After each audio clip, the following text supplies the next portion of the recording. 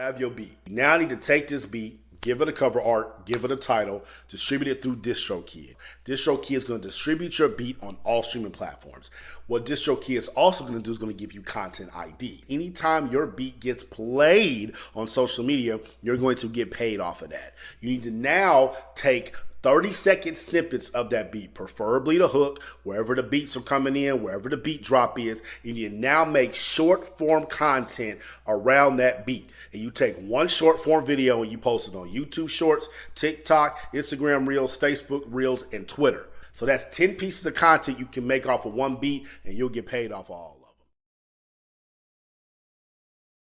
It's funny because I always see him in my views, but I never see him in my likes. They don't ever comment. They don't ever share nothing. They don't ever pull up the nothing I got going. Stop telling these folk you fuck with me, bro. No doubt. This is your boy, the Joker, the Overlooked MC. This is a special interview show of the Pop-Up Show. Shout out to the 716 Live for the platform. Think and Grow with Vet Green and all the affiliates I got going on the Overlooked MC YouTube page, the Vet Green page, and the 716 page on YouTube. We on mad Facebook pages right now and doing what it do. So I'm gonna bring my co-hosts up here from the morning show. Jerk Taker in the building. Let's go. What's good? Man, what's going on with you, man? We used to come on Saturdays. I know, right? It's usually a grind day for the business. Yes, indeed. And focus on everything. But we have a special going on today. Well, a special guest. We've been promoting it for a long time. And we've been pushing this interview with the legendary cat that's been my friend for years, been doing business with him for years. Back in the 90s. He's originally from Brooklyn, New York. But he resided in Buffalo, you know what I mean, doing his travels, and then he set his mark real heavy in Buffalo, New York, as one of the top DJs, halftime show DJ, after party DJ, producer. He's a promoter. He used to work at Doris Records. He did a lot of things for Buffalo, for hip hop culture. He was one of the first DJs that I've teamed up with to do mixtapes with and all that. And he's live here today. And he resided now down south in Charlotte, and he set his mark out there heavy in the DJ scene. The legendary DJ MARVO. What's going on, Marv? What's going on, man? What's going on, Joker? Man, it's been a minute though. Yes, sir. Been a while. I think the last time I seen you was on my birthday when you first moved to out there in North Carolina. Correct. Yes, sir. Yeah, it was on my birthday. We did a little interview when I first started 90 TV in South Carolina, and you know, saying you just was getting your. As a matter of fact, I think you was still unpacking when I was. Yeah, I just got there. You were just unpacking the turntables and the beat machines, and you setting everything up in the studio. So it was good. We had a good time that day, man. Let people know a little bit about yourself that don't know who you are, my man, DJ MARVO. Yep. So I'm the youngest of 6 children my mom had. So I've been DJing since the age of 8. I started in Brooklyn, New York, a beautiful place called Cooper Park Houses in the Williamsburg area in Brooklyn, New York. Our first party I ever did was my god sister's birthday party at 8 years old. Been collecting vinyl forever since a child. Got all my mom's, my dad's records. I still have those to this day. Yeah. So it's been in my blood, but I come from a long line of DJs. All my older brothers were DJs. Okay. The last one of them was DJs back when hip hop started. So hip hop started, it was out in the parks, plugging speakers up, hooking up to the lamp pole. I was there for all of that. I was on one of my older brothers, Melvin's shoulders back in the day. Yeah. That's how I got the bug. I was like 5 years old and they gave me the mic and I was hooked since then. Yeah, no doubt. So let people know what was the transition from Brooklyn to Buffalo, New York. Oh, it was great. It was because I grew up in the projects, and in Brooklyn, New York, things were changing. crack era popped off. It was things Yeah. changed. People that were your friends. You watch people go through some hard times, and fortunately, you were blessed and fortunate to move to Buffalo, New York, and have a home. So it's a blessing for myself and my mom at that time, and that I transferred right up there to Buffalo. I used to always visit. My brother, he had lived there first. Yeah. He moved us there after he got settled in. No doubt. Yeah. So you was in Buffalo. Were you still in high school, grammar school? High school. So I had the option. I could have stayed in Brooklyn with my sister to finish my senior year in Martin Luther King High School in Manhattan. And I decided, I was like, nah, I'm a mama's boy. If mommy going, I'm going with her. That's right. I moved to Buffalo. I finished my senior year of high school at South Park High School, class of 92, man. No doubt. Graduated from South Park. I was the vice president of the senior class, being a new guy. No doubt. That's what's up. That's crazy. Because I graduated in '93, Lackawanna High School. I went to Baker Hall School, and I went to Lackawanna High School, and then I went to Boise. So I was you left out about similar at the same time, and you graduated a year before me. I was in '93, and but I was I followed a lot of South Park then because y'all had an amazing football team at the time. Correct. Yeah. Greg Brandon and all them, and and we had rest in peace, Slice. yes, sir. I always was around because South Park's right there. So when I was going to Lackawanna and I was taking classes in Baker, I used to we used to always have to go back. I was in the group home at the time, so we had to go to the group home. And me, I was hard headed, so I used to always get on the 16 to go to South Park and meet everybody at the bus stop there and get on the bus to go downtown to the main place mall, because that was the jump off. Yeah, that was a jump off back in the day. So I was always around. We got the Queen Vet Green. What's going on, everybody? What's going on? Sorry I am late, but I am happy to be here. What's up, Joe Taker? What's They're up? taking the building. We got DJ MARVO in the building. This is the Queen Vet Green from Thick and Grow podcast. Hey, Hello. DJ MARVO, nice to meet you. You too. Thank you for inviting me, bro. I appreciate this. Yeah, no doubt. Yeah, so we just reminiscing on his life story right now, and then we talking about when he was in South Park, and I was telling the story how I used to when I was in the group home, and I used to leave because my last class was in Lackawanna High School, so I used to leave there and catch the cheese bus all the way to Ridge to catch the bus, and I used to always be down to catch with the high school kids in South Park, and we used to always catch the Metro bus downtown to the main place mall, so that was the jump off.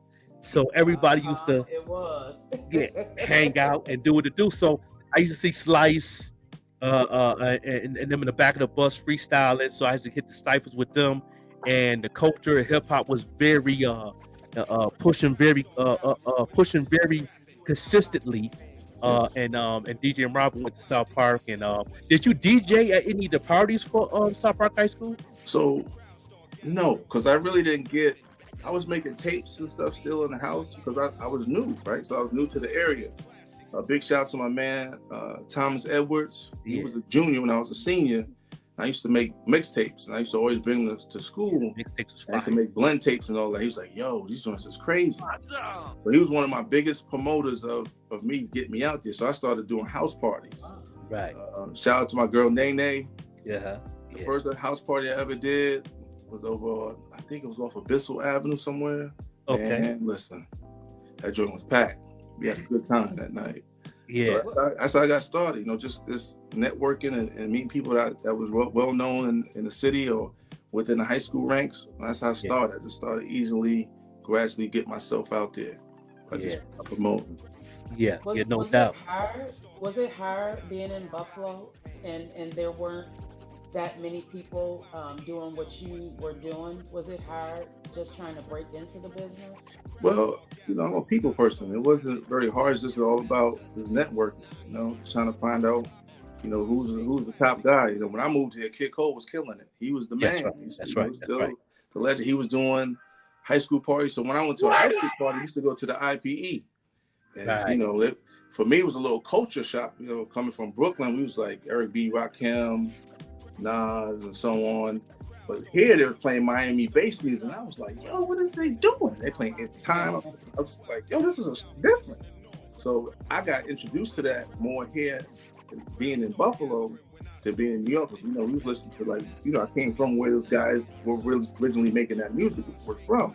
Right. It started to open my mind and my thoughts to transitioning. I had to get to what was going on in Buffalo.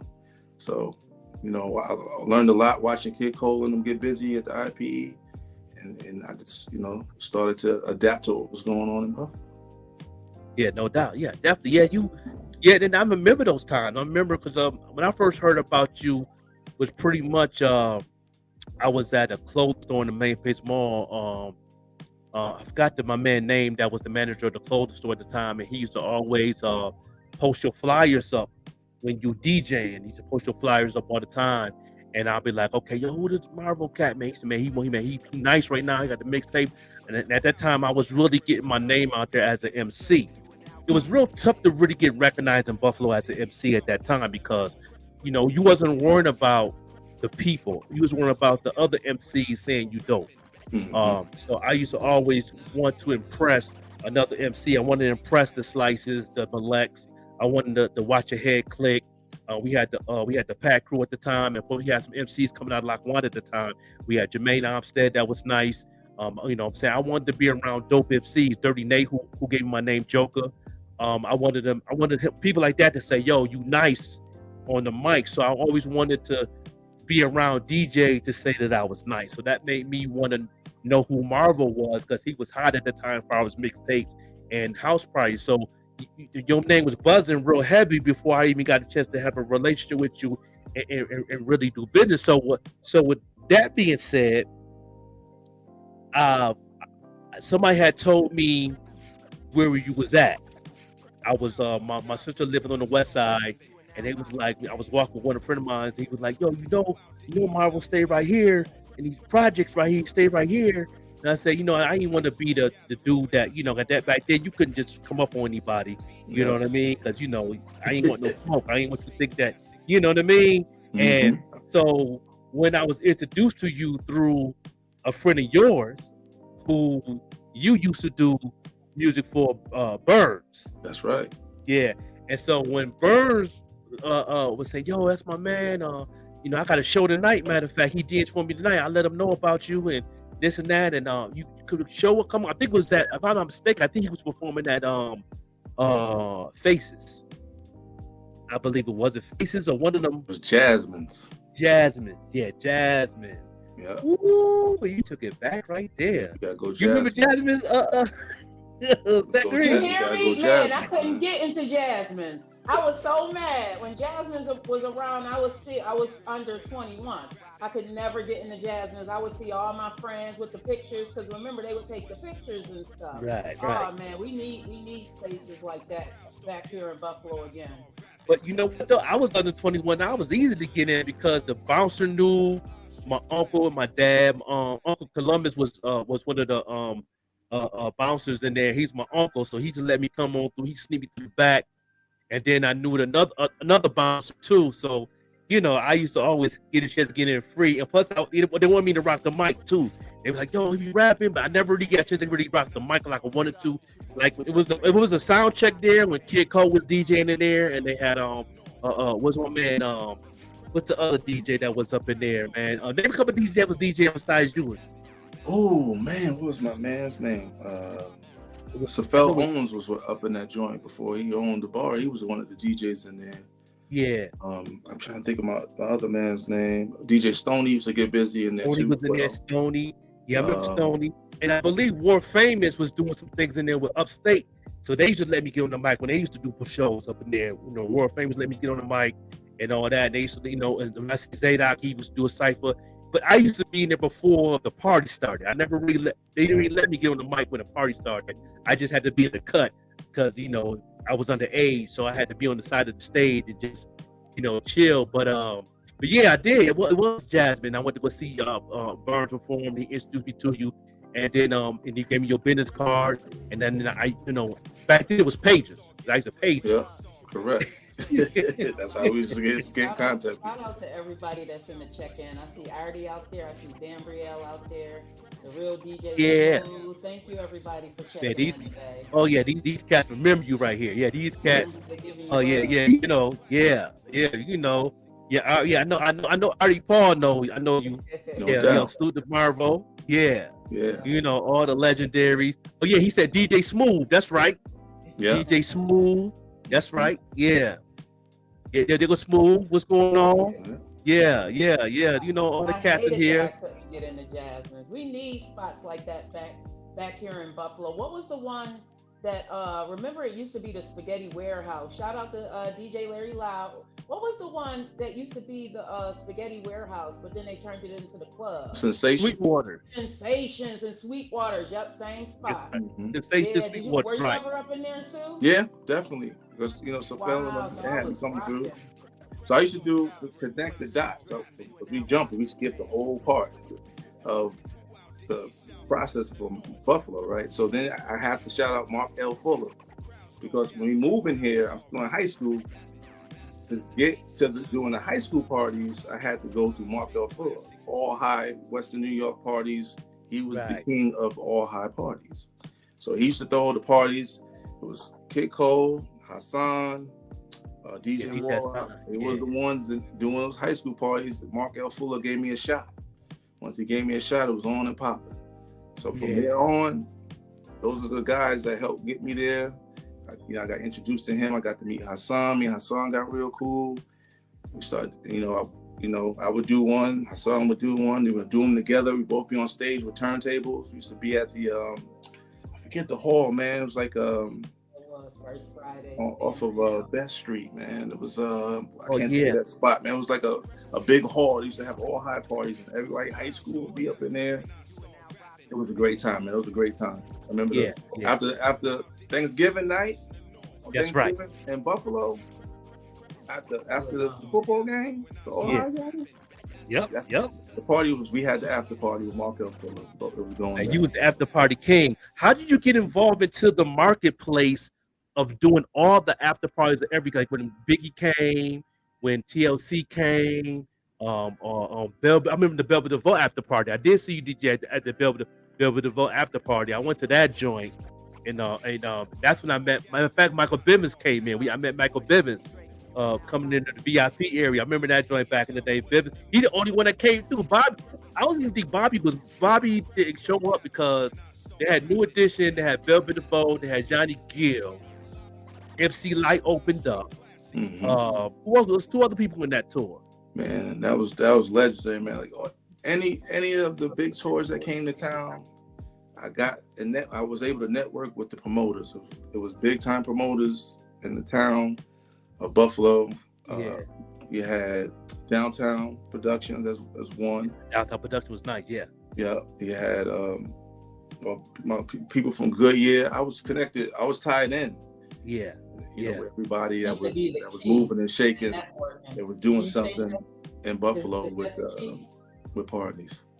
Is that the key? Is the networking? Yeah, Like, networking. Just all about, and being consistent. I was putting mixtapes out. You had the doo-wops, the Ron G's. Yep. And I was right there. I had mine right there, and then in the mix with theirs as well. So I was able to market myself. I stayed in contact with record labels all the time. So if something was coming to Buffalo, I knew before they actually announced it, because I knew the A&Rs and the people that was on the street team. So they would hit me like, "Yo, we coming to your city. We coming to Buffalo.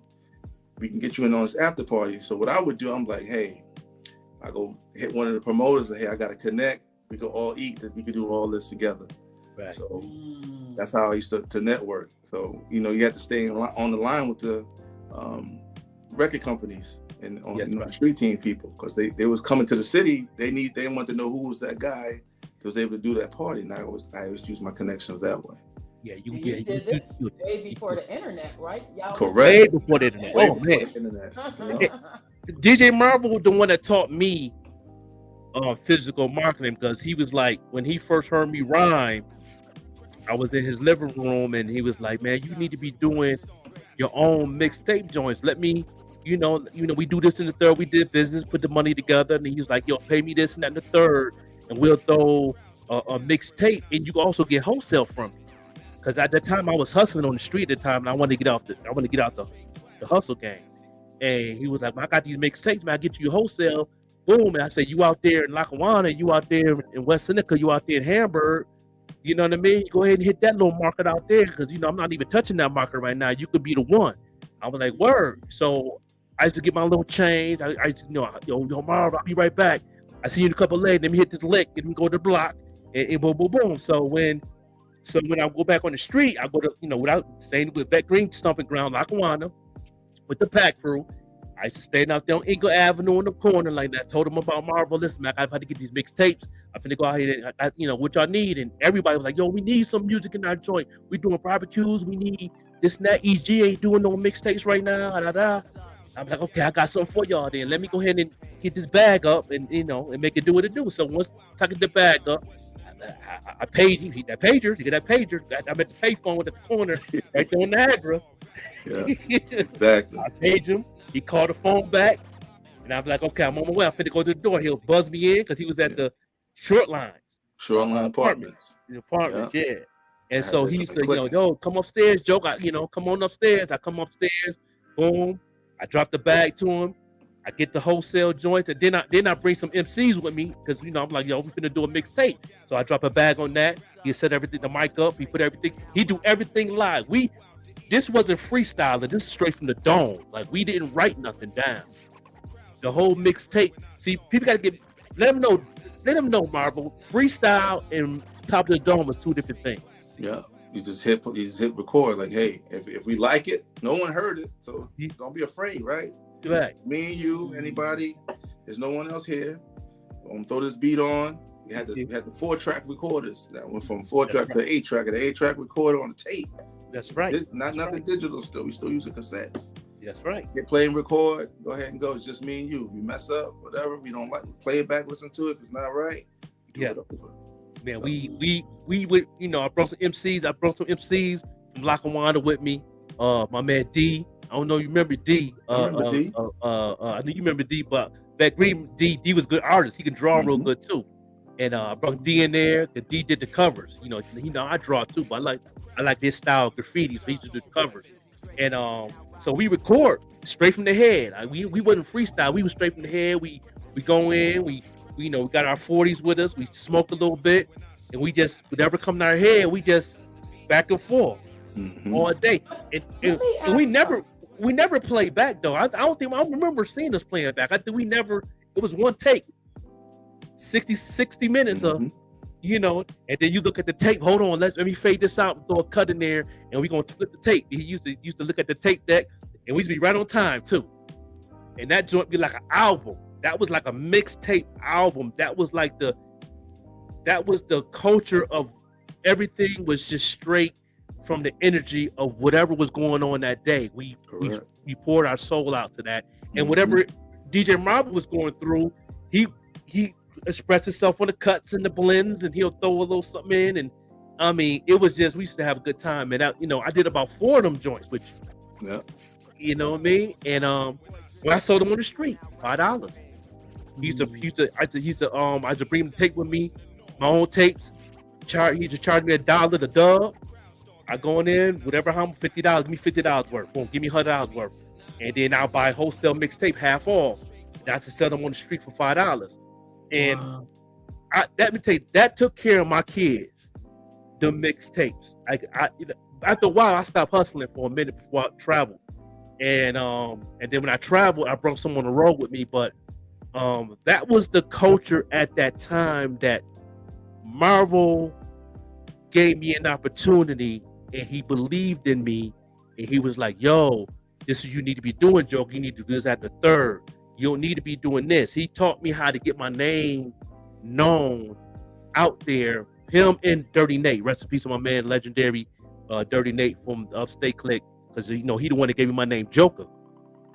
So I used those resources to really push the culture and what I wanted to do as an MC. But I had to bring a lot of MCs with me because I wanted to see them shine too. I knew a lot of good MCs that was very talented.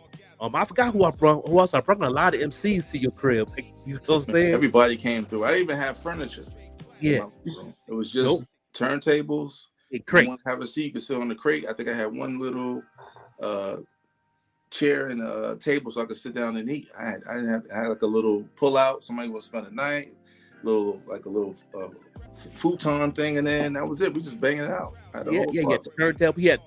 He had every album you could think of. He had Parliament Funkadelic, Rick James. He had old school Bee Gees. He had everything. Yeah. Bob Marley, Jamaican Crate. I was always in the Jamaican Crate because I was in my Jamaican music at the time, and he used to always sample some stuff. He used to make beats. He had the drum machine. Yeah. And then I know he started making beats. That really got me like, oh, are you making beats? Like, oh man, you doing too much right now. Yeah. Let me ask you all this, and you too, Jer Taker. What do you think the state of the mixtape is now? Because what I thought of mixtape, what I look at mixtape, we used to hear new music on mixtapes. We used to hear a lot of music that wasn't necessarily on the radio. Do you think that the way mixtapes were back then and what it was, it opened up doors for people? Do you think it's the same now as it was back then? Because I don't hear as much about mixtapes as I did back in the day.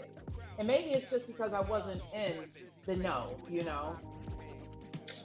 For me, at least, I think that mixtapes are still relevant. That I've been a part of like two, and I think it's a good way to discover new music. Totally, set aside from like mainstream and like just get a good feel for a lot of artists that you never really heard of before and stuff like that. It's kind of like a new way to like kind of hear from people who are really talented and stuff like that, because they're on a mixtape for a reason, so they're obviously pretty talented. So you get to hear some talented artists that you're not used to hearing from. So I think they're still relevant. Yeah. So for me, basically mixtapes broke records, they broke artists. So you have whoever was on the come up at the time, that was your way of getting heard. So even for the people in the industry, mixtapes did a lot for them. Like I'm good friends with DJ Doo-Wop. Mm-hmm. He did a lot for artists that were coming up before people really got to hear him on the mainstream, and it brokered a lot of deals. Like if you was hot in the streets, remember 50 Cent he started for mixtapes. That's all they did. Dipset, they was doing mixtapes. They had an album record deal, but their mixtapes are better than some of the albums they put out because they were constantly. It was a way to constantly put music out and get heard. It was a marketing promotion that helped MCs out. If you were doing R&B, Mary J. Blige comes from mixtapes. Mm-hmm. That's right. Yeah, I used to get I don't know if you remember the cat downtown MARVO, the Muslim dude that used to have the mixtapes that never had nothing on them. It was just colors. You had the green one, the orange ones, the white ones, and I used to bring them to you. And every time I brought him one, when I discovered some new things, he would already had a vibe. That goes back to knowing the people at the record label. Yeah. He inspiring me to network more here. I didn't got some gems already. Yeah, you gotta continue to network, because the way it was, all of the DJ Clue for one, he was the main one. He would be on the phone. You wouldn't try to beat Clue to a song. But he was getting them so quick, he'll go, he was right there in New York. So all the New York DJs, they would go to the record label, they go in the office, hey man, what you got? The A&Rs would be sliding them songs, they pay a little bit, they'll get that Nas exclusive. Because I had, when Nas dropped at Lauryn Hill, If I Rule the World, I got that on a white label. It's not, you don't even say nothing on it, just came in the mail. I was like, what the hell is this? I played it. It was Nas and Lauryn Hill, I Rule the World. I immediately made a mixtape. I went and made about 100 copies. I was running around like, yo, I wanted to be the first one to have it. Yeah, he had to give everything. Was a big song. Downtown had Dina Howard. Yeah. As soon as I got that record, I was like, this is going to be big. I was like, let me do a slow jam mixtape. I want to be the first person to have that. So a lot of times, a lot of songs you hear in the club, I would play B-side records in the club. That's another thing. I didn't play what every other DJ was playing. So it made me unique. I would play with all the dudes, the hustlers, and everybody wanted to hear. They was listening to I knew what they was listening to. They want to hear the street records. I would go to Jasmine's, they would have a night where the guys would be playing the same thing off the radio. I never played what was on the radio. I would go to all like the street, the Mob Deep freestyles. I had all that stuff on vinyl. Yeah, I would let it go in the club, and that's how I got known, within all the promoters and everybody, because I played I knew what they liked. They didn't want to hear the same thing on the radio all night long. Yeah, because I never brought something to your house that you didn't. I might think I had like one joint that I had that you didn't get, but you got it that following week. But every time I brought those mixtapes from, because the Muslim dude was from New York, he was from Manhattan, name was Summit, and he used to always have a whole box, and I by colors. So I had my Walkman, so I always had my exclusive, hip hop. And I remember I was in Job Corps when I came back from Job Corps with some New York cats, and I came to Marv. I let him hear something. He already had all the exclusives laid out already in the crates that I was putting. I got it right here. Yeah, got it. And then he the one. And the matter of fact, MARVO the one that put me on the Wu-Tang. You don't want to put me on the Wu-Tang because when I first got to your joint, you was like, I want you to hear these cats from the islands. You know, they check them from Staten Island. Check these boys out from the hill. I said word, and then you had the original demo of Protect Your Neck, not the version that's on the album. You had the demo version, and then you had the instrumental, and you had the acapella. And after that, I was hooked on Wu from there on. And he was like, "Yo, I got another one." He had the Cream edition demo. The verses was different from the album, so when I got copies of the mixtape and brought them to Job Corps, they had a different version. Like, what version is that, man? I got this from my man from Buff, and I used to play them all the time to the people in Job Corps that's from the city. How you get that, man? That my man was going with Memphis. Nobody got that. And listen, man, I was like, listen, I had all my room got robbed because they stole all my joints. Wow. They stole all my MARVO next mixtapes. question for you all. What do you do with those demos? Do you keep them, especially now in this digital world? What about the demos that you had gotten back in the days that were on vinyl? I still have them. That's what's up. I have everything. It's all I got it all. I still have it. It's in my garage in flight cases, sealed up. So I have all my mixtapes. I have all my mix CDs. I have them all. So right now, what I'm doing now is I'm doing a flash drive of the Holy Grail. I'm gonna have everything on one. And eventually, I'm gonna put it back out. And I have to cop one of them joints. I had the Big E double mixtape. Yeah. All the freestyles and stuff that people like, yo, where you get that? Yeah. So I still have all that. I keep all that. I even got it. The crazy thing is one of my best slow jam mixtapes I did it with the legend Debbie Sims from at the Quiet Storm. She hosted one of my mixtapes.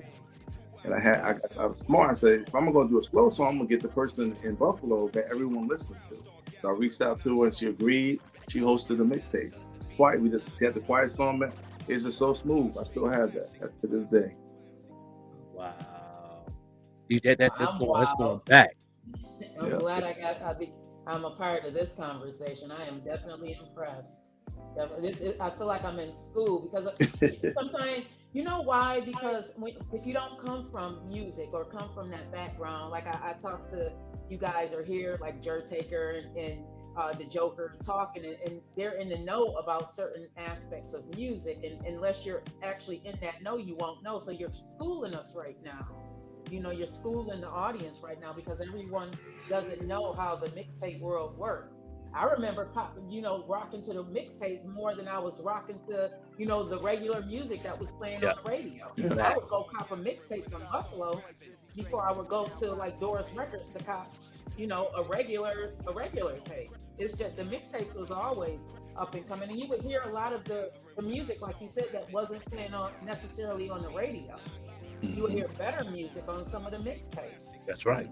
Mm-hmm. Yeah, everything. Jerta, you got any questions for MARVO? For sure. Based off what you said, you kind of had a feel for like a lot of your audience and whatnot. Have you ever had a bad crowd reaction? And like, if so, what did you do about it? No, I never had a bad party because awesome. I always know my audience, right? So as a business person, even to this day, if I'm doing something, I have an event coming up next Saturday here in Charlotte. I always sit down with my client and ask what their expectations are, whether it be a wedding, it doesn't matter what it is. If you're a promoter, like what are you looking for? What is the overall goal? You never walk into a place and feel as though you know what's going on. And the other thing, you have to read the crowd, right? Me doing it now, 30-some plus years, it's still knowing I could connect to the kids and still rock with the dope. because I gotta know what's going on. Stay connected to what's going on now. I may not listen to it, but I'm connected. I know what big records is right now. I can play the big boogies. Yeah. And I'm tapped in with Finesse 2 Times and all that. I'm tapped in. You know, Right. Babyface Ray and all. I know what's going on. But just knowing your market and not putting yourself in a box. That's right. Not Sure. letting you know everything, right? Mhm. So I stay connected. You know, I got the little young, I call them my nephews, and on that DJ, that's guys that were like me at that age. I stay connected with them as well. So it's just like networking still doesn't stop. As I got older, I still connect to the younger audience and the younger crowd. So what did you do to get like new audiences engaged? Like say like you're going to a place, you talk to some of the people. Obviously, you're not going to be able to get like talk to everybody and everything. It's Yep. not enough time. So what would you do to get the new audiences engaged? Yeah, just stay up on it, you know. And being a DJ, you have to talk, right? So first thing you come in a room, you know, a lot of times I have other DJs that may open up for me before I even get on and drop a record. Big shout out to the 80s babies. Where my 80s babies at? Any 70s babies in here? Oh, you feeling out? They're the making room. noise, right? Yeah. Okay, where my 90s babies at? If you for 99, then I know now who my audience is, right? Because I understand exactly who's in the building. So based off the response, I know I'm starting from, right? So I'm hitting them. You know, I know where I can go and how to rock out the party. So how'd you get started with DJing and stuff like that? Like what made you know that DJing was something that you wanted to do? Well, my brother Melvin didn't want me to be a DJ, right? So like I said, back in the early 80s, when, you know, 70s, I was like 5, man, 74, I was born in 74. So, you know, by the time I got 5 in the early 80s, it was going down. Once I seen the speakers and all the people and how everybody was moving, I remember just being on his shoulders, and him and his friend Corey were DJs, and they gave me the microphone. Once I gave the mic, and they told me what to say check 1 2 1 2, say in the place to be. And I said that, everybody went crazy. I was hooked. I always wanted to be there. Every time I got an EP out right now of just music that I produced, and it's called Between the Buildings. I grew up in the project, right? So as a kid, I couldn't go outside. My older brother went off to college. I couldn't be out there late at night.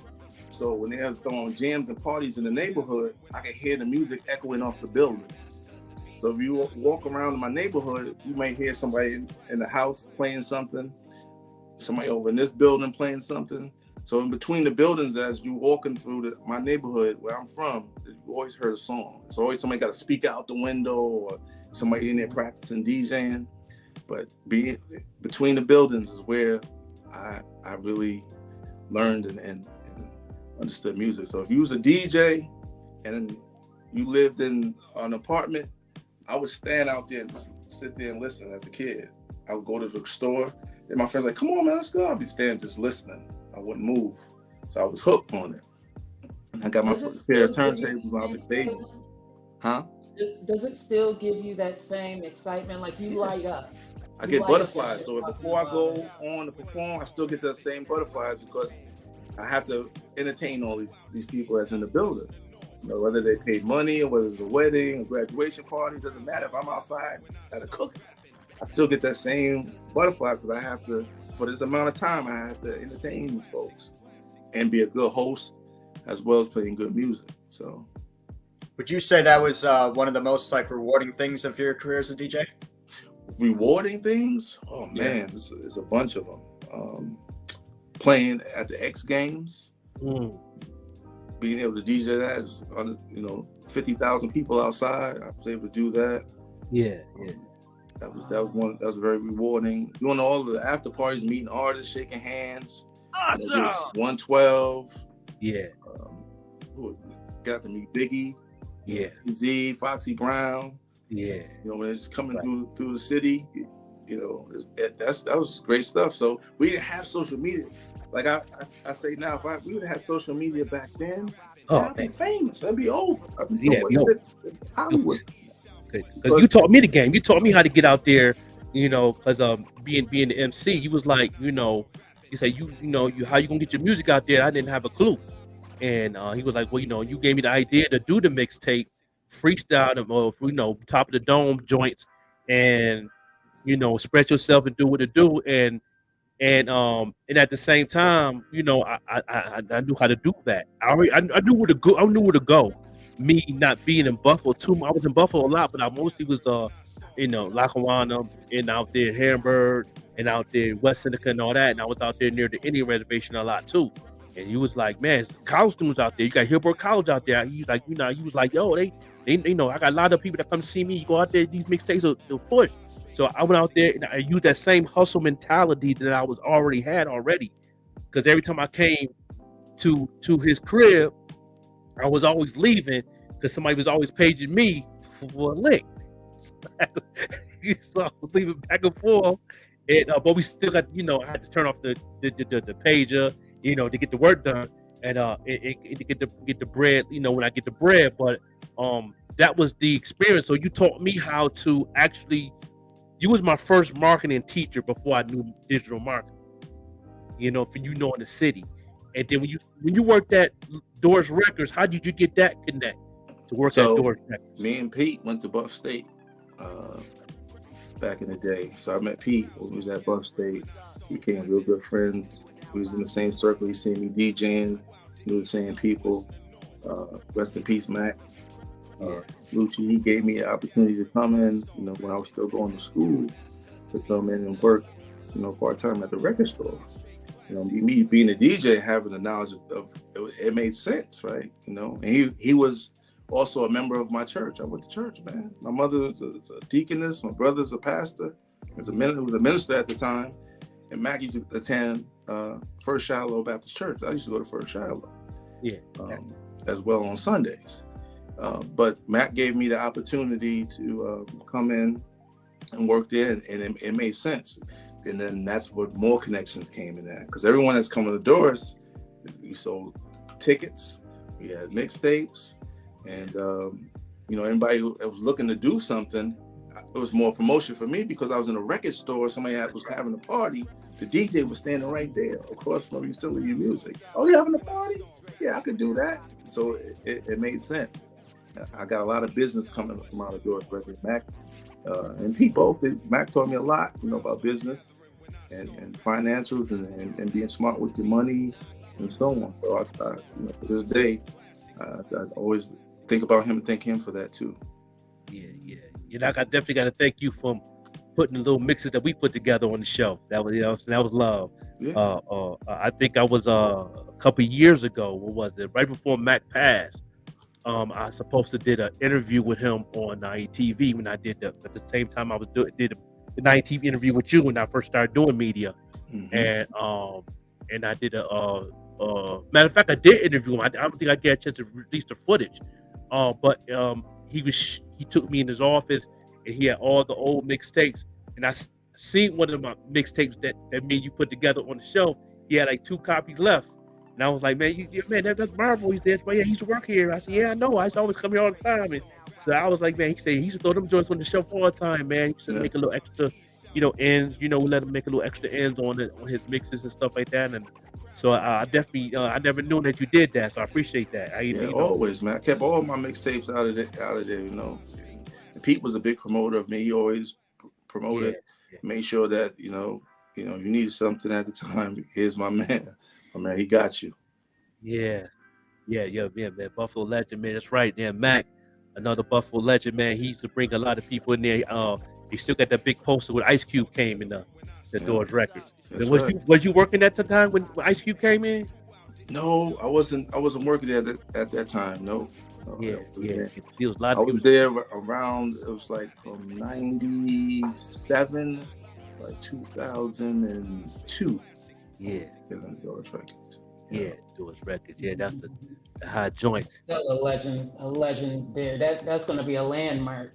Yeah. It needs to be a landmark. It needs to be, definitely. Yeah, we put a lot of local MCs on at the time. Let me ask this question, MARVO. How you feel about the culture today, as far as where you come from in Brooklyn? Because we always was into the lyrics. We was always into the beat making. How you feel about that culture now what Griselda has done and how the culture is pushing now. How do you feel about it now? Is it do you feel it's the same or is it getting bigger because of the internet? Well, the internet, I'll tell you a story, man. When everything went digital, I was depressed. I was like, man, I don't want to do this no more, man. Because it took away from the personal interaction you had with people at the label. You hit a button, somebody sitting there clicking something to upload, and then everybody can hear it. It's like, oh my God, they don't kill the mixtape game. So I was like, man, I didn't want to do this no more. At one point in time, I just sat back, for a few months. I was like, man, I don't want to do this. This is crazy. But it created stars, people like Soulja Boy, and the internet changed the game. At that time, you start to see artists, come out their living room instead of, having big budgets. And that's the way, based off of streams, how many streams you have, or followers now. Yeah. It's based off how they look at music. It's not people, the most talented people is the people that have the most following, which goes back to marketing, right? So that's right. Those people are good marketing. They have good people behind them, a good team.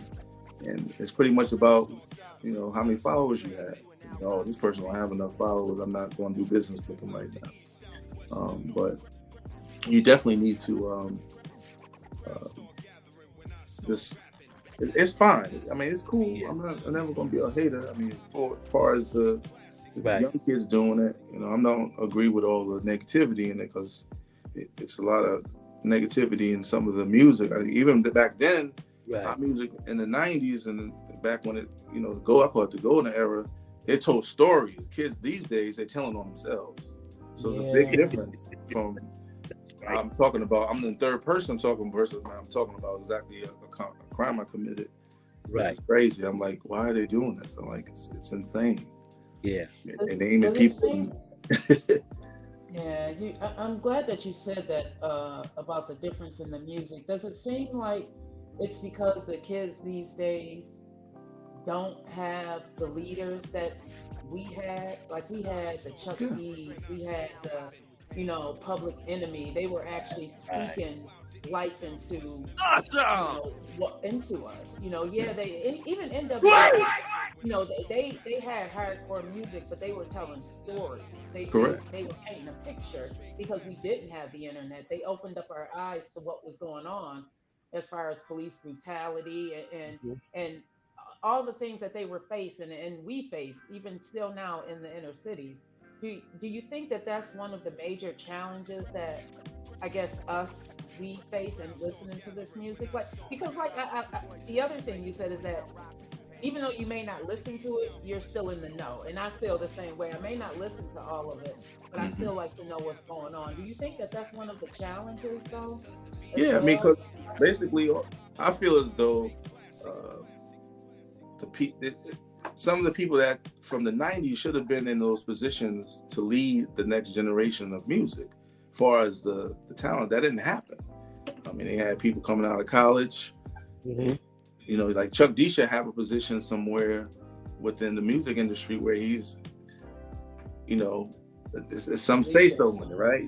You don't want to censor anybody, but there's got to be somebody at the top, like, oh, hey, wait a minute, and we got all this killing going on. Why do we have so many people in Chicago? Why are we promoting Chicago drill rap so hard? And they have 40 murders over the weekend. That's right. There's no accountability for what's being promoted, because these young guys, they're talking to each other through records, and it's real life beef going on. We had subliminal. You didn't know if Jay-Z was like, is he talking about Nas in this record? You listening real close, you don't know if he's saying that name, not saying his name. Right, that's right. They mention people mamas and songs and all that. It's crazy. I'm like, it doesn't make any sense. But the gatekeepers, the folks that came from the 90s, they should be in leadership positions. There's some that are, but it should have been more. They trying. They should have had jobs in the industry. That's right. Be able to facilitate. We should have been protectors of our own craft, and that didn't happen. So that's why the things are the way they are, because there was no stronghold on music. Same thing with R&B music. They try to phase it out and make this thing with melodic singing over auto-tune and all that. R&B, they call it R&B. I think that's not R&B, man. Where's the band? Where's the drummer, the bass player? Where's that at? They don't have that. Right. It seems like they're trying to bring it back. Yeah, They're trying to. bring But it everything back. history repeats itself, right? So Yeah. you know, it's a kid going on the internet right now and said, "Oh, who's Rakim?" You know, they had the 50th. So you know, they just had at the Grammys. It was a big thing for everybody to be there to have all those old school artists there, because now you got kids clicking and listening and trying to discover the guys from the past. Who's Grandmaster Flash and Melly Mel? Who's that? So these kids are going to the internet. I was talking to my niece yesterday. She was like, "Yeah, you know, I'm in the Tupac." I'm like, "What?" I'm like, "Wait a minute, you're about to graduate from high school. You're 18. You're listening to Tupac?" Like, yeah, he tells his stories and the things he's saying. I kind of relate to it. I'm like, I really feel what he's saying. But you have some kids, but it's like I said, history's going to repeat itself. What Griselda's doing is great. You know, bars, bringing it back, the boom bap. Salute to them. Rest in peace, DJ Shay. That was another buddy of mine that I watched that whole thing from, you know, sitting from the sideline watching it, and so happy and proud for what all those guys are doing. But yeah. But also just get into the 50th anniversary of hip hop. Of everything that the transition of everything that's been going on and the culture of it. Did you ever think that hip hop was going to take it this far? Yeah, I knew it was going to be big. I mean, once it got to, you know, there's going to the concerts. You know, concerts back in the day, in 98 to 2000, they was putting on spectacular videos. It was incredible. The Bad Boy tour, Puppy, the first one after Biggie passed away. When he went on tour, that was like, yo, I ain't never seen nothing like that. He was out trying to outdo Michael Jackson back then. Yeah. With the theatrics and the stage presence. But yeah, I knew it was going to be big. You know, once you start seeing commercials, the branding, different clothing lines with Run DMC, with Adidas, I knew it was going to continue on because, you know, it was never going to die to me. I knew hip hop was always going to be there. And with it being on the internet and mainstream and in different parts of America, I knew that hip hop was going to be lasting, reaching across the globe. You know, what I teach on my platform, and I know you checked out a couple of my podcasts and stuff. I always let people know now you have a lane. Like back in the 90s, in the 80s, you only had two lanes. You had mainstream and underground. And now, since the internet came here, we have different lanes. Now you have the top tier is the corporate lane, and then you have the independent lane. Then you have the unsigned lane, and then you just have that lane where you just stand in the lane of the internet and building a fan base there, and ain't doing shows, and you can still get a bag. You know, if you think let me stop you. You said unsigned. Yeah. Unsigned is independent. I mean, you used to be independent. Really not unsigned anymore. Anybody can go on the internet. Anybody can go to Guitar Center, go get them a mic. Yeah. Pro Tools. You don't even have to make the music. You can go somewhere else, BeatStar, snatch a track, put it up there. You know why? You know why I called it unsigned? You know why I gave that lane unsigned? Because I know some people that's unsigned that's not really pushing it to where they're getting an audience. They're just doing it as a hobby, and they just, you know, they just want to just do it for like a mental health thing. So that's why that lane came in as unsigned, and they just don't, you know, they don't care about who's following them. They don't care who's listening. But then you got the independent artists who wants that independent fan base, who want to sell merch online, who want to get booked on shows, who want like the DJ MARVOs to play their music, and they want the DJ MARVOs to share their content, you know. So that's why I said unsigned, because you did some artists out there that just don't, they don't care about all that other stuff. They just want to get on the internet, just wherever they friends and their family, and that's it. But it's more independent, like you said, it's more independent more than anything now. Yeah, more and that's where they're pushing very, you know, the culture forward, and that's where I come in and teach marketing. Because I really learned from marketing, like I said, from you, but I learned digital marketing from Mr. Will when I first was interviewing you when you first moved down south, and I was learning how. I was like one of the first ones to get on our platforms back in 2002 when I was managing Miss Mitra at the time, and I was figuring out the way this thing worked in front of our face, these devices, and I was learning how to use the digital form. Like you train me on that. You train me how to record. Like, you know what I mean? You train me how to use the bus and the EQ and use the plugins. You taught me piece by piece on the phone. I know you remember when I called you from South Carolina. You taught me that's for that right there is for Joker. That's for that right there. You click on that. You taught me the pieces how to record a song. So now my engineering skills got better. Doing that because at that time I was learning. The mixtape game was big at the time, but the mixtapes back in the 2000s came into like albums. The Dipset was doing it, the G Units was doing it, D Blocks with the Jadakiss and the Locks, they was doing album mixtapes. And back when you was doing mixtape, we was doing break beats and instrumentals, and you know what I'm saying, and everything transition. You know what I mean? For me to say all that is, do you think that part of the mixtape part is dead as far as break beats? No, it's not dead. I mean, there's a lane for it. You can definitely continue to do it. I mean, you just have to go out there and do it and market yourself. There's somebody willing to listen to something new. So everybody's, Fridays come around, I'm looking like, what's new? Who dropped? What's going on? I go right to Tidal and Spotify and just listen to see who puts them out. I look for the people that people know not listening to. I want to hear them. Because there may be an opportunity for me to help them and for them to help myself. So say that even somebody that's tuned in right now, y'all can go ahead and send your music to. Got his email right here. Any bookings. Because I'm pretty sure if somebody booked you to do something in Buffalo, that you got to pay for your travel and all that good stuff. Yeah, I travel. I do parties all over, man, all over the country. I've been many music has taken me to many different places, man. Yeah, it's a beautiful thing. The other thing for artists right now, the artists, when you come to the club and you want your music played, that is not the right time to come try to see the DJ to get your music played.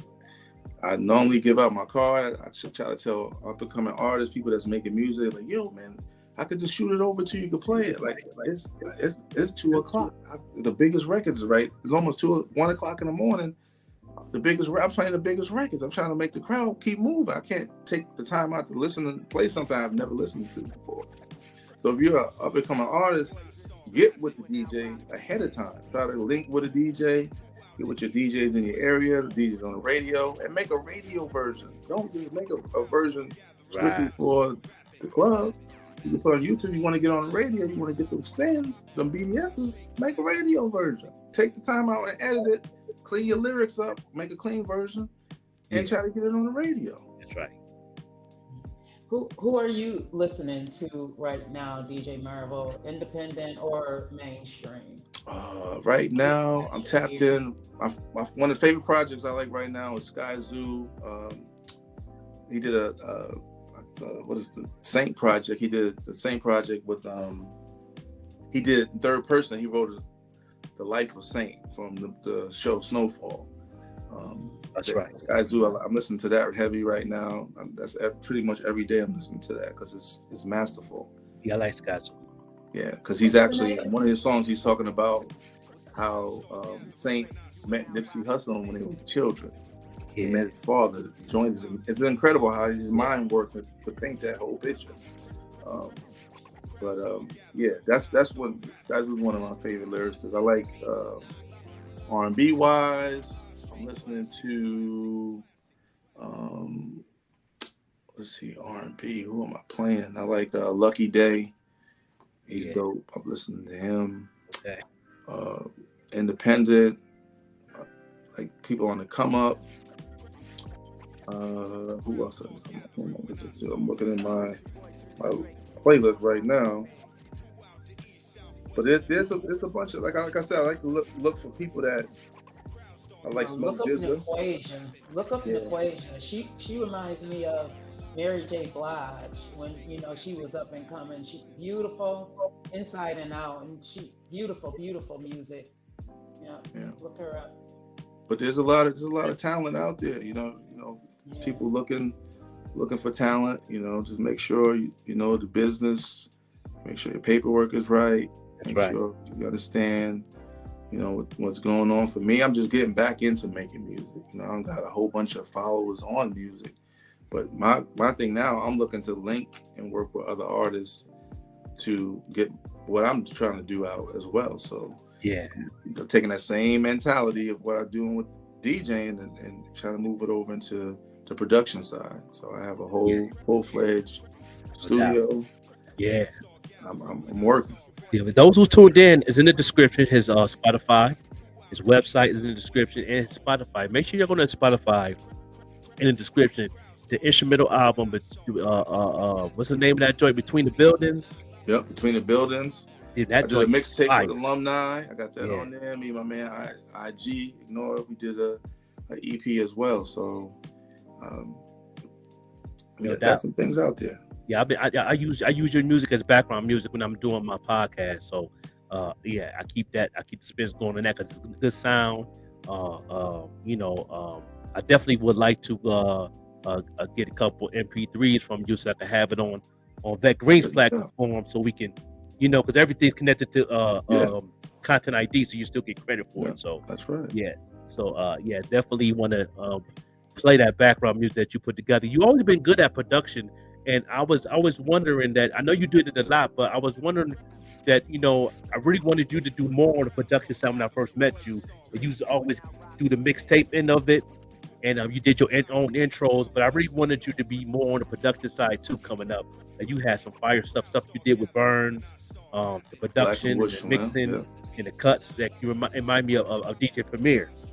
That's my favorite. That's my favorite. Yeah, you remind me of a Gangstar. You and Burns remind me of Gangstar. Y'all was the Gangstar of Buffalo to me. And I was inspired every time I heard Burns flow. Every time I see him perform, I seen them perform like 4 or 5 times. Y'all chemistry on the stage was amazing.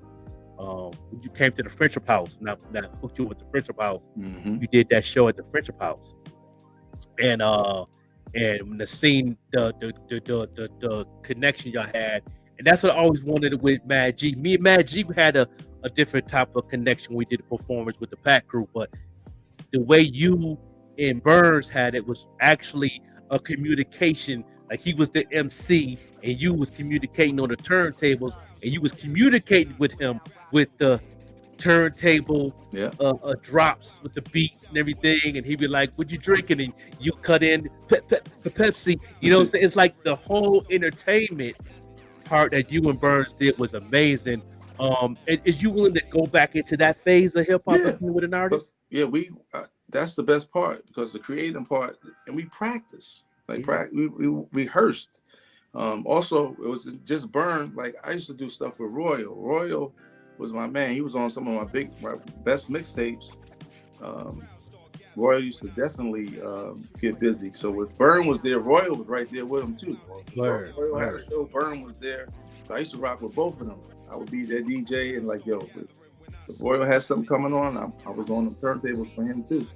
So I always want to make sure that I practice and we rehearse. We wasn't going out there and look stupid. We wanted to make sure that we putting out some quality and we put some time into it. We're not going to just do it on the fly. I'm gonna let you know, Black Green, you missed that show when he came to the Friendship House. MARVO came to the Friendship House. I hate that I did. I wonder where I was. I know. Matter of fact, I think Big Joe just came home. And Big Joe did the show. We opened, the Pack Crew opened up for the show. And we had the Dirty or Noise mixtape. Remember the Dirty or Noise mixtape that we did with Mad G, and we opened up for MARVO and Burns, and we definitely, that was a good performance. We did a pretty good job, but we did a pretty good job not rehearsing every day. We couldn't get everybody together. Everybody was too much hustling, grinding. I tried to get everybody together. And but when we did come together on stage, the chemistry was there because we always knew it. We knew each other's lyrics, so we was like the Wu-Tang of Lackawanna. So it was 9 of us, and but we was pretty organized on stage, and even if us not even having chemistry with Marvo knew how to step in and do his thing when we was performing. So that was a good performance. Somebody still have that footage. I get that footage, man, I'm gonna put that on YouTube. But that was a Man, good. I got to, man. Yeah, I would love to see that. the VHS joint, man. Try to see if we can get it on the digital side and put it on YouTube. That was one of the biggest shows Lackawanna had in a while. But I think you did something. But that was your first show you did in Lackawanna. But you did other shows too. Yeah, I used to besides DJ. that one at the Friendship House too, right? Yep, and I also DJed at the Casa Montego. I used to do parties at the Casa Montego. I was one of the first cats to really, because it's a reggae spot. You know, it was like, yo, you playing too. They wanted a lot of hip hop, and it was the reggae spot. It's still open to this day. Wow. I used to go out there. We used to do parties. Me and Siv used to team up, and we used to do parties out there. Still from New Style, we used to go there as well. See, even though I worked at Doris Records, I still have a relationship with Siv at New Style Records, right? Because I'm still a DJ. Right. Even though I worked at a totally different record store, my relationship never changed. I can go to different places and have relationships with other people because I always kept it business, as always, and there's always love. One thing about it, I never would down another person for something if they were trying to do the same thing I was doing. I would just network with him. Siv wanted to get into DJing. I was helping him out, showing him things. He started making tapes. And the same thing. I just wanted to help out. Yes. And you was always good at that, man. You was always the one that really, you wasn't scared to you didn't save information. You taught me a lot of things, man. You taught me from getting me out there as an artist in Buffalo to knowing the mixtape game, from knowing how to engineer. When I was putting together some of my own thing, but now I pretty much mastered everything, and everything I come out with is perfection. I get the right engineer, I get the right person, that right sound, because every sound is different, and you always had your own sound. That's one thing I know about you as a producer. You had your own sound, Marvo, and I can't really. If I was the sound of the culture, you remind me of a Primo, but really looking at the sound of what you was doing, you still had your own organic sound. Yeah.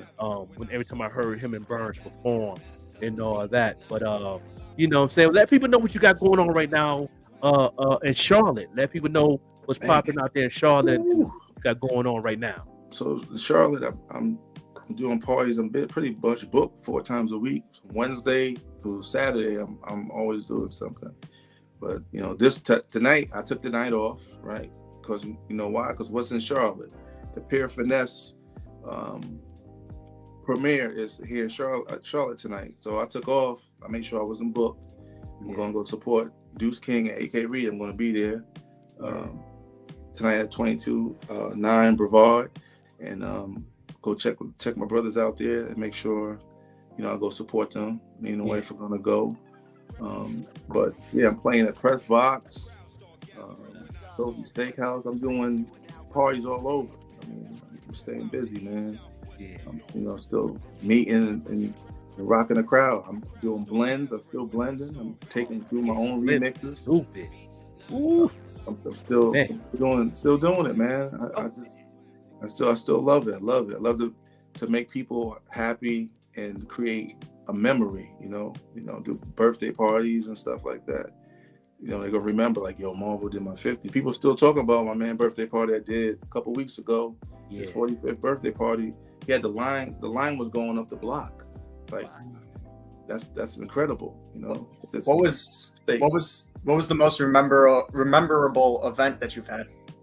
Memorable event here in Charlotte, I would say, CIAA weekend. We used to have CIAA here.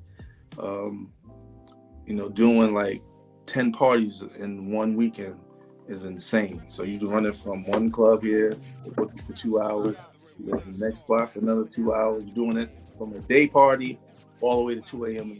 in the morning. You start like 3 in the afternoon and just running from spot to spot to spot. That, it's in Baltimore right now, so I hope one day we get it back here in Charlotte again.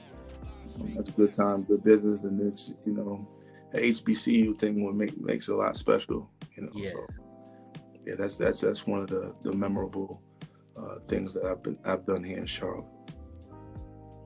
Yeah, that's fire. It's been the most challenging thing that you've done in DJing before we close out. Challenging thing is, like I said, it's just just adjusting at times. You know, you just got to be able to adjust. I play EDM music. Like, people don't really know that. Like, I just try to stay abreast. I don't want to close the door where it may be an opportunity. Music it has no color, it has no religion, it has nothing to it, right? So that's one of the things that we have on this earth that we listen to is sound, and there's no discrimination or nothing in the music. You know, people may have it, but you hear it, anybody can listen to it, pick it up, stream it, download it. But that's the only thing, is just making sure that I'm not putting myself in the box. Mm. Yeah, that's what's up. Yeah, your crate's always been definitely been interesting to me. Every time I came to your crib, that's the first thing I hit was the crates. I said, where the new crate at? You know, I see two new crates. Them new right there. Two new crates, because he had the old ones lined up behind him. Then he had the new ones on the side. I remember your setup, and I used to go right into the crate and see what's new, because I wanted to know what was going on and what next mixtape I want to do, and what's this right here, because like you said, you had a lot of them didn't have no marks on them. Yeah, but you knew what it was. I was like, yo, what's this? He said, that's that new Redman remix. Because that you the first remix that I heard with the Redman sleeping in my bed, Drew Hill. Before it came out. Yeah, with Redman. Yeah, he was like, that's the Redman. Look at here. I said, but throw that on my mixtape, And he had the instrumental version of it. He had the hip hop version. They had the Caribbean version. And they had another version. They had 3 different versions of that song on that vinyl. And so I used to always go in the crate. So your crates used to always have different type of flavor, man. And that's what that's what I try to stay unique, right? So like I said, breaking records, playing the different versions in places and get the reaction out of people, which is always a great thing. I'm never scared. I used to always say when I used to be like, I ain't scared of you. MF I want to play what you're going to listen to this. This is what we're going to do. So I was never afraid to play a record. Still to this day, I don't get scared. I still like to break records. They're like, yo, what was that? At the end of the night, somebody may come and be like, yo, what was that record you was playing? Where can I find that at? I'm like, no, I did that as a remix of it. Hey, you can hit me up. You can get a copy of it. Yeah. Because you did your you always did, especially when you moved to Charlotte. When I went to your studio, you was doing pre-production of a acapella, throwing a production, and then you would throw a sample in there that people would recognize, maybe an Al Green sample or something like that. And you should take that, put it together, make your own pre-production. So when you go into the workplace of partying, you had everything set, and you blended in that with another blend to give it that whole different. Man, you're a problem, man. You're a problem. You ain't nothing to mess with, dog. Come on, man. Awesome. Man, it's been definitely an honor to have you, man. You always inspire me. You and a couple other people in Buffalo that kept me moving. Anytime I heard the Upstate Click, anytime I heard Divine the Debonair, and anytime I heard you DJ, and doing what you do, y'all was one of the main ones that kept me being a joker. Mm-hmm. And Dirty Nate always pushed me, rest in peace. There's been plenty of times I wanted to throw in the towel. He always told me I should have been a stand-up comedian too. That's why he gave me the name Joker. I was a jokester all the time at the Friendship House, telling jokes and ribbing, and I was real good at that. And at that time, and I don't know if you hear my music now, Marvo, but I speak a lot of my life in the 90s. And a lot of people didn't know I was homeless. So, and I never really talked about it until I came out with the Haters album and my Wu Injection album I did with Flipside. It just released a month ago.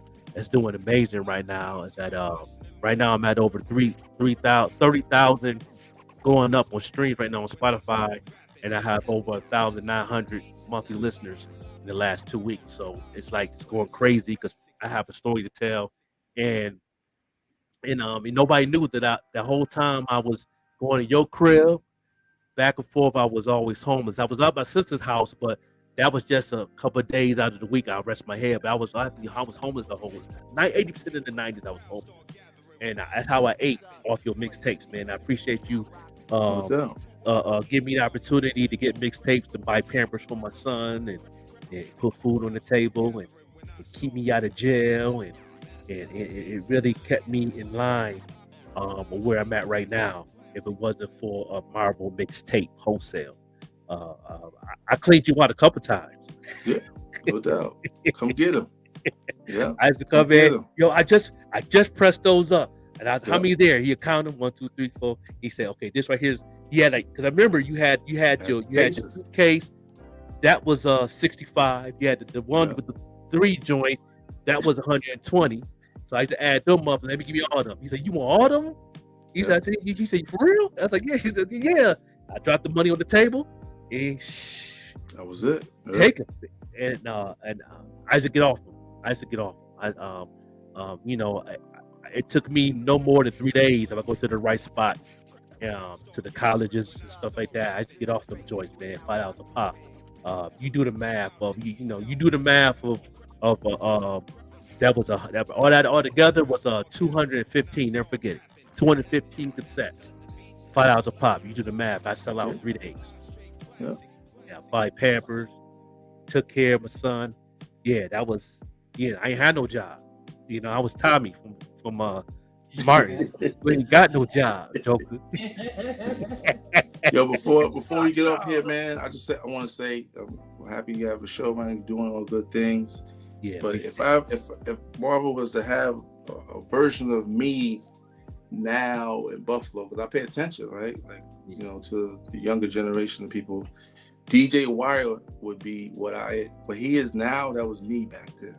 wow. Watching DJ Wire is who I was in music right now and to today. That's what he's doing. And I watch him in the parties and the promotion. I pay attention to him. He probably don't know who the heck I am. But I'm older than him.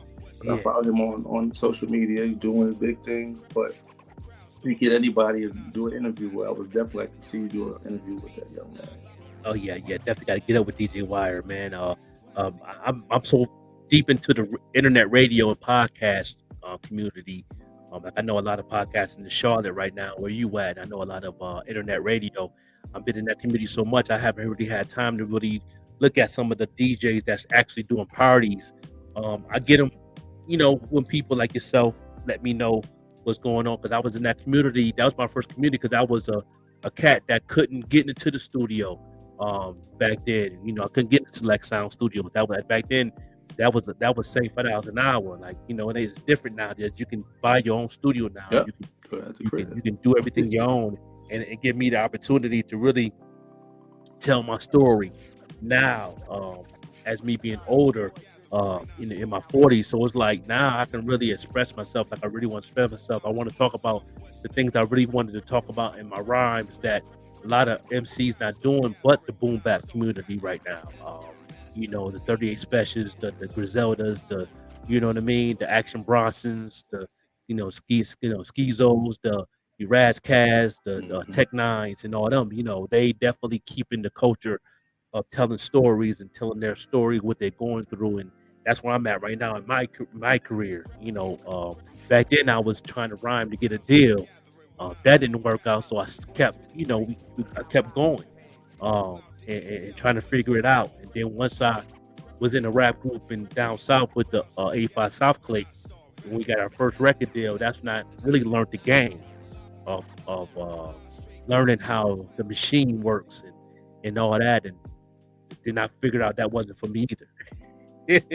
You have to really know and really know what you want to do and what you're getting yourself into when it comes to music industry. So I had my foot in different doors, and now I know what I'm doing, and that's why I do this podcast. That's why I do this radio, because back then we didn't have these resources as artists. You didn't have these resources as business owners, black owners, up and coming artists who actually want to get their music out there to the DJs like yourself and get known and get people to know who you are and have you tell your story. So now things has changed so much. Now I can tell my story. So that's where I'm at now. So I'm in the process of doing 2 more projects, and I think I'm gonna hang up the mic. But but keep paying it forward, man. Another generation out there. Yeah. Let them know. So train them up right. That's right. You keep pushing, man. Yes, that's right. You know, but I definitely keep this podcast and radio moving. This is what me and Beck Green and Jerk Kirk love to do is help people get out there that have talent that actually is out here. So many. My emails is crazy right now. I ain't even answer. I got like 250 emails of new music that that I just listened that check out what people got going on, and it's crazy. And I know your emails are bananas too. Yeah, definitely. I get promotions, all kind of stuff coming through, but I love it. I go through each one of them. I listen to them and read them. Respond back to it. You get spam sometimes. People be trying to do scammers. They scammers out there. Oh yeah, gotta go through it. Gotta go through each and every one of them now. Yeah. So I'm definitely gonna send you some new. I'm sending you the album, the Wu Injection album, so you can have a personal digital copy. Appreciate it. And anybody that wants their music to be played and they want to send your music to MARVO, it's right there on the screen. It's also in the description, right there, the email address. If you want a booking, make sure you send MP3 and also send a cover art to him too. Also, yes, please do, and have your information that I could respond back. Sometimes you get an email like, they don't have put your information on the bottom of your signature, so it look more professional as one, and then people can, if they're looking for you, can find you. That's right. All your information of your IG, your Facebook, whatever. Just make a signature and put your information. Me and Beck Green talk about this all the time. Mm-hmm. I hate getting someone popping into my messaging, and I have to search around trying to figure out where their music is. It's like trying to find a needle in a haystack, and before I get aggravated. But I love when people send me music and I can listen to it. I love music, so just send it and make sure you have the links and make sure I can contact you. And it's a process to it. And if you're serious about it, also get you a LinkedIn account. Yeah. Get you a LinkedIn account. LinkedIn account has professional and like-minded people with you that's in doing what you're trying to do or what you're trying to get out. LinkedIn is also happy too, because you may get somebody somewhere that's doing a fair, and me as a DJ, they may say, "Oh, this guy's a DJ. Let me reach out to him. Let me go see what he's doing. Let's bring him out here." So just make sure you're doing that. LinkedIn is heavy. I love LinkedIn as well. All my mentors, Facebook. From LinkedIn. All my mentors from LinkedIn, from record companies to Miss Davis, who's worked for Def Jam. Now she worked for DJ Khaled. She one of my mentors. She always my homegirl Jenny, from California. She used to work for Atlantic Records. Now she's doing her thing. And matter of fact, that she was just on the red carpet doing the Grammys. I seen her with her little dress and her fiance. I'm like, look at Jenny. It's my homegirl. She definitely in the loop, and she's connected to like 7 major radio stations, like in the Midwest to the West Coast. So the LinkedIn is powerful. Yeah, LinkedIn is very powerful. That's where you're going to get the real source. That's when you're going to get the truth on a lot of things that people is arguing about on social media right now. Like it's we had a conversation about the Rihanna thing, about nobody's getting paid to do the halftime show. Y'all keep thinking that. Y'all keep thinking that, okay? Because Google is deceiving a lot of people. But it's good to be back knowing people in the game and knowing people in part of the machine and building relationships. And that's what you've been doing, MARVO, your whole career. And I honor you to keep doing what you're doing. And I appreciate everything you've done for me. You kept me definitely from doing the big times in prison. I did some time, but I didn't do no time, and then because people like you. Because I always encourage anybody. I dealt with a lot of people that was hustling and doing other things in the street. That was never my thing. My thing was music, right? So if I can help somebody get out of a situation through music, that's something I would do. I would even team up with people to do promotions. Like, hey, if I want to throw a party, you know what? Let's take this money. We're gonna go do this. Let's do this party. Let's try to bring this artist here, and so on, and try to show you a different way of you getting money. So instead of worrying about trying to go to jail, hey, let's try to do this. Let's try to do that. I had several partners I know was in the streets. I was trying to help them get out of it by doing promotion. You definitely helped me. Ching Ching Fame in the building. Definitely doing this thing. Shout out Ching Ching. Shout out DJ Smooth. Appreciate you. My man Smooth. Definitely get up with me, DJ Smooth, man. I had to put you on the platform too, man. Got to interview you. You definitely an OG in the game. Yeah, no doubt. Shout out Smooth. But yeah, but give us some last words, your taker. Any last questions or any last words for DJ Marvel? I do have another question. For those who are trying to get into DJing, what skills or things do they need, do you think, to get started, especially now with the new generation and how things are now? Mm-hmm. Basically, find out who you want to be, right? Your personality, find your lane. The music is always going to be there, but for you as your appearance, how you want to look. I mean, I had a. This is so funny. I'm not going to say his name. He has gazillions of followers. The man came to the club and he had no socks on. He had some shorts and no socks on his feet. He was DJing in front of a crowd of people that paid $25, $30 to see him. And I was like, yo, man, your appearance looks terrible. Like, are you kidding me? Like, yo, you're getting paid an X amount of dollars. Make sure your appearance looks good. Be professional. Make sure you're up to par. I ain't get to shave. I normally, shave and do whatsoever. Make sure your appearance looks good and go from there. Keep it professional because people watching, you never know who's in the building. So I always tell people to make sure you stay professional. And that'll get you a long way. Yeah, for sure. Yo, down. Yo, Vivette Green, do you have any last questions or last words for DJ Marvel and for the people? Yeah, DJ Marvel, thank you. I have definitely learned a lot from this conversation that we've had. You've opened my eyes to some things. I love learning. I love learning, and you opened my eyes to some things that I did not know about in this industry. So just thank you and continue to do what you do, and hopefully we'll get to meet one day. I'm hoping that you come to Buffalo, and yeah, I plan on coming back. I'm trying to work some things out now. Want to do it sometime around in the summertime, obviously when it's warm. Yeah.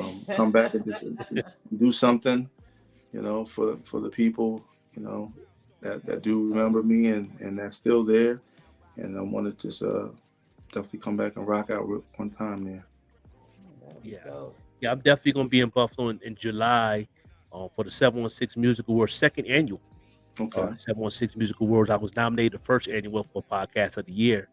So hopefully I could be nominated in other categories this year since the album dropped. The Wu Injection with DJ Flipside, Wu-Tang affiliated. Mm-hmm. RZA reached out to me yesterday on IG. He asked me, did I see the Hulu jump off yet? And I was like, I ain't see the new one yet, but I seen the first two seasons. I said, I'm in the process of doing it, but he gave me salute for the album with Flipside. You know what I mean? He was like, you mess with a good dude. DJ Flipside, good dude, man. And as a good dude, I did a project with him.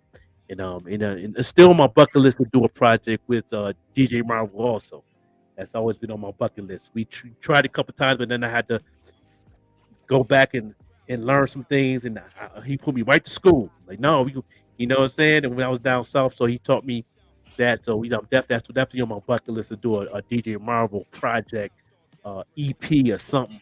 That and all the things that you got going on. But yeah, my last words of this whole thing is that you're a good dude, man. You're a genuine dude. You always bring good positive spirits. Never in my life I ever felt unwanted. You always kept your doors open, from your house to the studio to the Doors Records to any show. Anytime I see you, you always the hospitality always been good when you DJing. Put me behind the stage and put me in the VIP to chill with you, and you always kept me welcoming. And nobody never gave me that opportunity in Buffalo. As me being an MC, it was more of a competition back then. It was more of who was on top. But you always made me feel that I was always on top. So it kept me inspired. So I appreciate that all the time, man. All day, every day. I appreciate you too, man. And like I said, people always, have this conception of where you it ain't where you're from, is where you at.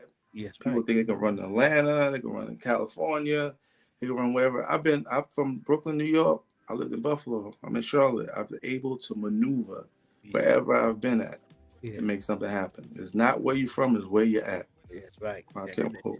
That's one thing I did do when I was down south, and I was in Anderson, South Carolina. I fit in to Myrtle Beach to Atlanta, Georgia.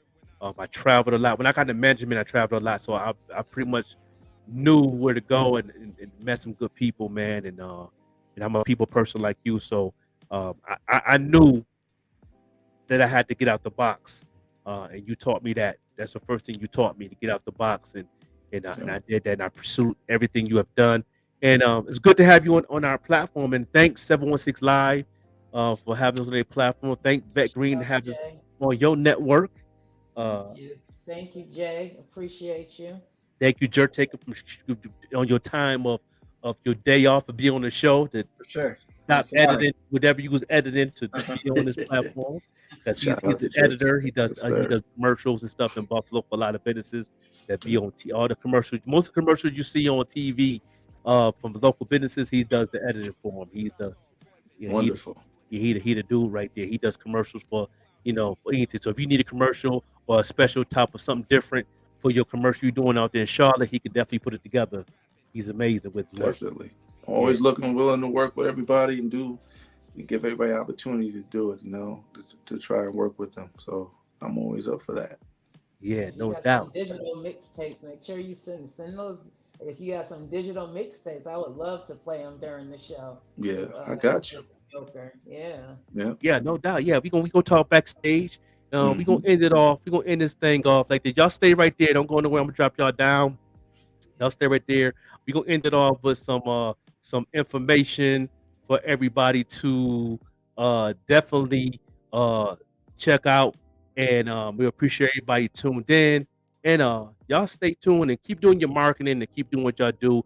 Y'all keep sharing and make sure y'all follow MARVO at MARVO1 right there on Instagram right now. Make sure y'all share right now and anything that you got going on. Check out his content. Check out in the description his Spotify. Please go follow his Spotify. His music that he's doing. Make sure y'all continue to do that because he's definitely working and making it do what it do. But till then, we see y'all on the rebound, no doubt. It's your boy the Joker, the Overlook MC. We out.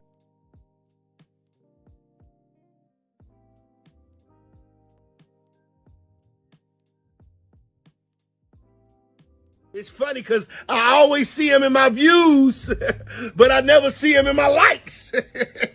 They don't ever comment. They don't ever share nothing. They don't ever pull up the nothing I got going. Stop telling these folk you fuck with me, bro. Everybody want to rap. You probably got 15.